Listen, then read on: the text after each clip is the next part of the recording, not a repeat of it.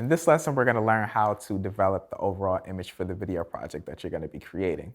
Now, this is a very important step because developing the vision for the project that you're shooting is going to creatively affect every other aspect of creating your video project.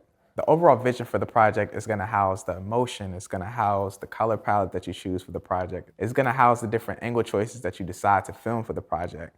It's basically going to collectively affect everything that goes into the video that you're creating.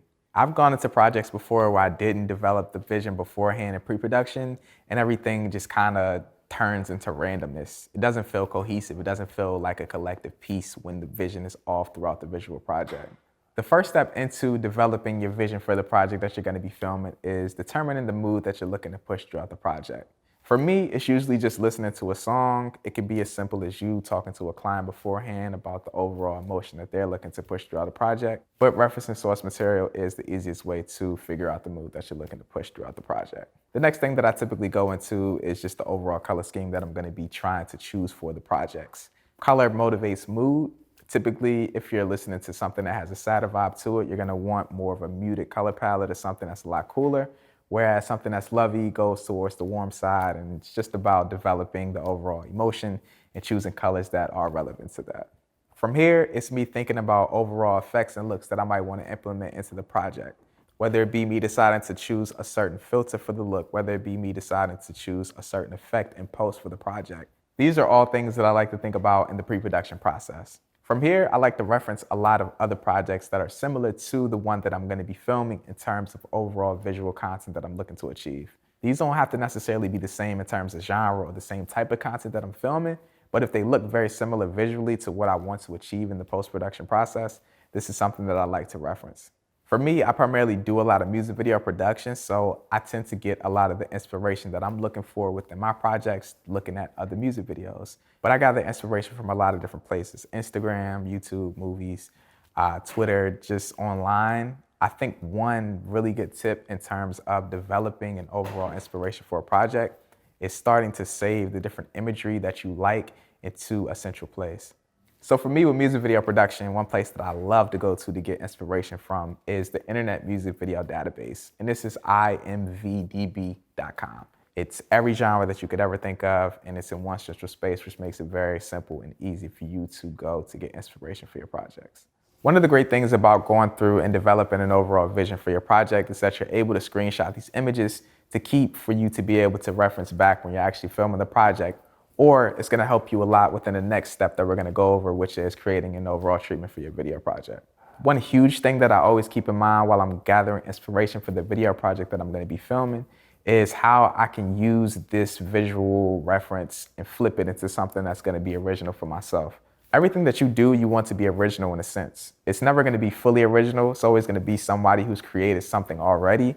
But as long as you're able to flip it into something else, it's going to make it original in the sense that you did that. Okay, let's take all of the tips and put them into action into developing our overall vision for the project that we're going to be doing today. So the first thing that I like to do when I'm trying to develop a vision for the project that I'm going to be filming is listening through to the song. This is a song called Beats Like Mine by Sugar Bliss. Really amazing song. And I just like the overall tempo of it. It feels very lonesome. It feels very chill. Just listening through to the song, a couple of the things that I picked up just through the overall tempo and the lyrics of the song is it feels very isolated. It feels sad. It feels lonely. And these are feelings that I do want to push through into the actual project. So I've had an opportunity to listen through to the song, and I've jotted down a couple things to embed into our overall vision for the project. The next thing that I typically like to do is reflect off of those emotions that I want to push into the project, based upon the color palette that we're going to be using for the project. Now, color palette is going to be relative to the location that we're going to be filming in, also down to the outfit that our actor or musician chooses to wear within the project. But for this particular song that we're going to be talking about, it feels very muted. A couple of the colors that I've written down for this project are grays, greenery within the space that we're going to be filming, and then also tan as well. The next thing that I like to write down when developing these overall vision boards is just looks or in-camera effects that I might want to implement into the project while I'm shooting them. And these aren't necessarily post-production effects. These are things that I want to implement while I'm actually shooting the project.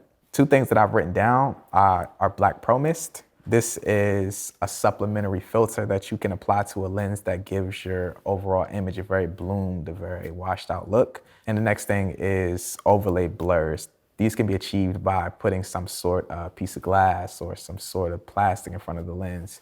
It gives a sense of distortion. It gives a sense of distance from the subject that you're going to be using this effect on. The next thing that I've also written down about this project that I've taken note of is the amount of looks that I want to have within the project. When filming a music video, it's very important for you to be able to write down the different amount of looks that you want to put into it. It's very important that you switch it up. You want the viewer to be engaged the entire project. You don't want to have something that's happening the entire time. So for me, this song is fairly long. I want to implement anywhere from 8 to 10 different looks within the video project. Now, the looks aren't necessarily going to be relevant to me switching locations, but me deciding to film at a different spot within one location is going to give the video project a different feel and look. Another thing that I also like to write down is prop ideas, which I didn't really touch on before we got into this, but prop ideas that you might have for a project can be very important as well. These are things that you are gonna wanna write down so you don't forget them when it comes time to actually shoot the project. So for this video, a couple things that I thought about were potential old relationship photos. This can give a sense of what the video is about. I think photos of the past relationship can help tie together the sad and loneliness within the emotion that we're trying to push in the project. Sparkling water and glass, just a nice prop, something to have the actor that we're going to be using in the video interact with. And last and final is post-production ideas. These are effects that I might have thought about while actually listening to the song that would feel relevant to what's going on. So for me, I wrote down film grain. I feel like the song has a very homey feel, a very sad vibe to it, so film grain would definitely add to this, and maybe even a 4:3 aspect ratio as well.